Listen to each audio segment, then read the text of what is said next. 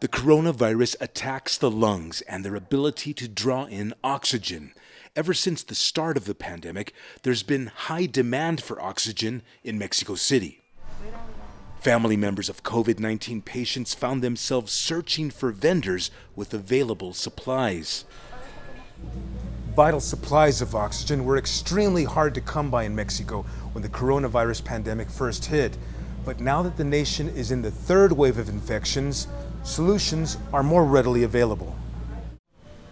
Help now comes from this website called Oxygen CDMX, a Spanish acronym for Mexico City. It was created by 23-year-old medical student Nayoli Victoria Garcia. Her website lists stores that sell or rent oxygen tanks and concentrators. It indicates whether home delivery is possible. Nayoli got the idea from her father, a doctor who works with COVID-19 patients. My father works in a district with little access to resources. He realized that he needed to get oxygen to his patients. I said, well, there must be a way to systematize the information and make it accessible. So I contacted a friend and I said, hey, I have an idea. Now, Mexico City's COVID-19 patients and their families have access to updated listings showing 70 locations where oxygen supplies are available. The city government promotes and uses its database.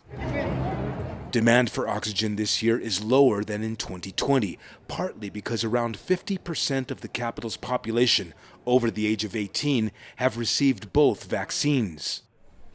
Also, many residents are purchasing and using face masks and sanitizing hand gel.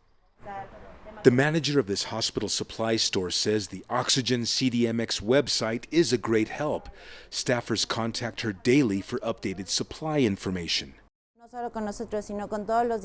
They do that with all the distributors in the metropolitan area. Before, people were forced to go looking from place to place, and that only made it more difficult for patients to get oxygen. Many COVID patients are grateful that in this megacity, the Oxygen CDMX website is helping them breathe a little easier.